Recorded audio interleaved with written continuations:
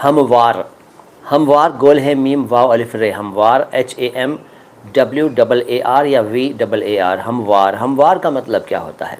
हमवार का मतलब होता है समतल, बराबर, एक जैसा, प्रशस्त, एक जैसी सतह का, समान, even, equal, level, smooth, seamless, flat वगैरह। हमवार। रास्ता हमवार देखकर मैंने चलना शुरू कर दिया, ये एक सेंटेंस हो सकता है इसका। पोशीदा एक शब्द है, किसी ने पूछा पोशीदा का क्या मतलब होता है, तो भैया पोशीदा का मतलब है पोश किया हुआ। अब ये पोश क्या होता है? मतलब ढका हुआ, कवर किया हुआ, ढका हुआ, जिसको कवर कर दिया गया हो, छिपा दिया गया हो, छिपा हुआ, ढका हुआ, हाइड जिसको कर दिया गया हो। मख्फी, मख्फी, खुफिया।